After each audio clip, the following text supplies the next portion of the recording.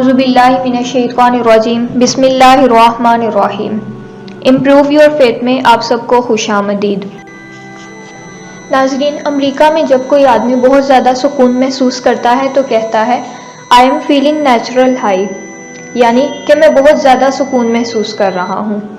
امریکہ کا ایک آدمی تھا جس کی زندگی میں سکون نہیں تھا، اس وجہ سے اس کے سر میں درد رہتا تھا۔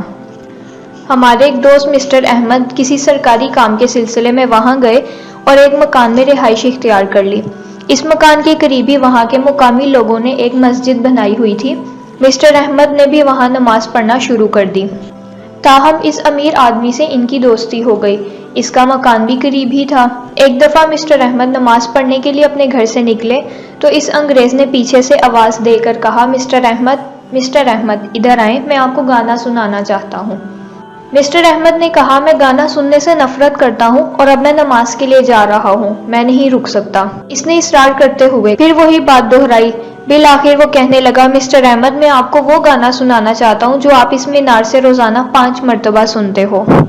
مسٹر احمد فرماتے ہیں کہ میں سمجھا کہ شاید اذان کی بات کر رہا ہے، چنانچہ میں اس کے پاس آ گیا۔ وہ مجھے اپنے گھر میں ایک تنہا کمرے میں لے گیا۔ اس نے کمرے میں ٹیبل پر ایک طبلہ رکھا ہوا تھا۔ اس نے کمرہ بند کر دیا اور طبلہ بجانا شروع کر دیا۔ میں پریشان تھا کہ جماعت کا وقت نکل جائے گا، مگر اس نے تھوڑی دیر کے بعد طبلے کی سر پر الحمدللہ رب العالمین پڑھنا شروع کر دی۔ میں تو سمجھ گیا کہ حقیقت میں وہ کیا پڑھ رہا تھا۔ اس نے گانے کی سر بنا کر پوری سورۃ فاتحہ پڑھ دی۔ میں نے بعد میں اس سے پوچھا کہ تو نے یہ گانا کس سے حاصل کیا ہے؟ اس نے بتایا کہ مجھے بہت زیادہ ذہنی پریشانی تھی۔ مصر میں میرے ایک مسلمان دوست تھے، میں نے ان سے اپنی ذہنی پریشانی بیان کی تو انہوں نے مجھے یہ گانا دیا اور کہا کہ جب تمہیں بہت زیادہ پریشانی ہو تو کسی تنہا کمرے میں بیٹھ کر پڑھ لیا کرو، تمہیں سکون مل جائے گا۔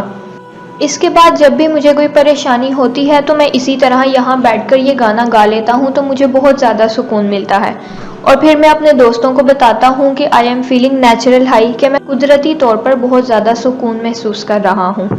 ناظرین، جو لوگ قرآن پاک کو سمجھتے نہیں، جانتے نہیں اور مانتے بھی نہیں، اگر وہ اس کتاب کو اتنے یقین سے پڑھتے ہیں اور ان کو سکون ملتا ہے، تو کیا ہم اپنی زندگیوں میں قرآن کے احکام کو لاگو کر لیں تو کیا ہماری پریشانیاں ختم نہیں ہوں گی؟ سوچئے، سمجھیے اور عمل کرنے کی کوشش کیجیے۔ اگر آپ کو ہماری آج کی ویڈیو پسند آئی ہو تو چینل کو لائک اور سبسکرائب کریں، ساتھ ہی موجود بیل کے آئیکن کو پریس کریں تاکہ ہر آنے والی نئی ویڈیو کی نوٹیفیکیشن آپ کو آسانی سے مل سکے۔ شکریہ۔